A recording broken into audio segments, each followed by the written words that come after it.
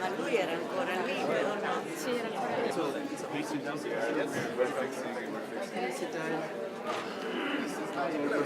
The age range of this panel is dropping. No, I think it dropped in like 2 years. You read out our titles, but we're here, of course, as participants of the European Youth Event, and as such, we are as well bringing forward some of the ideas that we've heard and that has been discussed.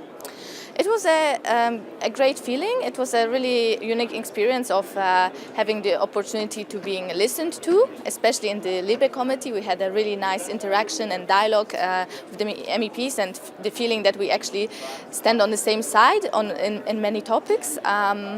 Therefore, but I really hope it will be just like the first step on more cooperation between young people and decision makers, and that we as youth organizations and youth across Europe, that will be more involved in their work or in their in the consultations regarding the developments they take care of. It was a very great experience. We were over 6,000 participants in the European Youth Event in Strasbourg. So this is, of course, a great honor that I've been picked as one of the persons that can present one of the countless ideas that we've been discussing in Strasbourg in 2014. And the members of the European Parliament were actually listening a lot and reacting strongly on the ideas. So we had a great discussion, a great debate, and I hope that they are taking on some of the ideas that we've been presenting and actually transform them into a real legislation. It's pretty exciting, actually. The European Youth Event in 2014 was already very exciting to have a full room of young people and also some older people, and to actually have them listen to your proposals and to be invited to come again and come with new proposals that were gathered from all those 600 proposals that were mentioned last time is actually pretty much an honor. And I actually really enjoyed it. Het parlement kan wel de nationale regeringen aansporen om die wijziging door te voeren. My proposal is to make a manual to the EU data regulation protection. This package has not yet been concluded. So nowadays, of course, you have to do it in the internet, so you can use it on YouTube or something like that. In the LIBE committee, I proposed that we should have a EU ombudsperson on the European level, of course, defending, promoting youth rights. First, I talked about the need of facilitation of the visa regime for youth from non-EU countries, especially from European neighborhood policy countries, to create like a more long-term visa for 5 years, allow them to travel within EU without troubles, to abolish visa fees and reduce bureaucracy. I presented 2 ideas. The first idea was a convention, a European convention on the fundamental rights in public space and cyberspace, so that basically young people have the opportunity to take part in democratic processes by knowing their rights in cyberspace, in the internet. My second proposal was to make a manual, to have the European Union make a manual on the EU data protection regulation that is easy to access and easy to read.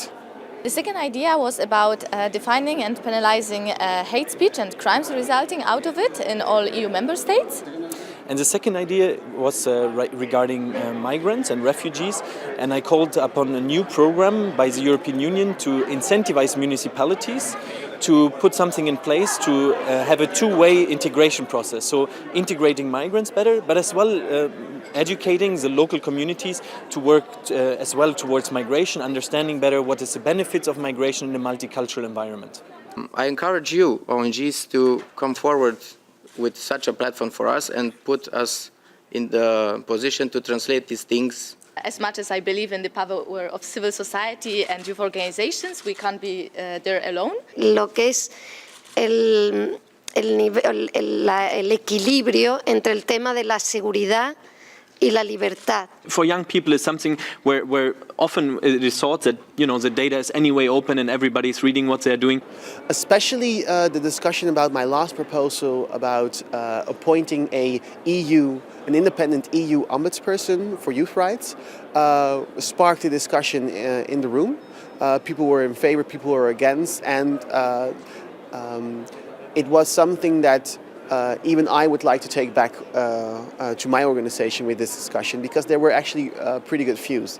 This European Youth Event was a great platform for for exchange of experiences and getting to know a lot of youth organizations, since there were like 6,000 young people. So for sure it's a boost for even more cooperation.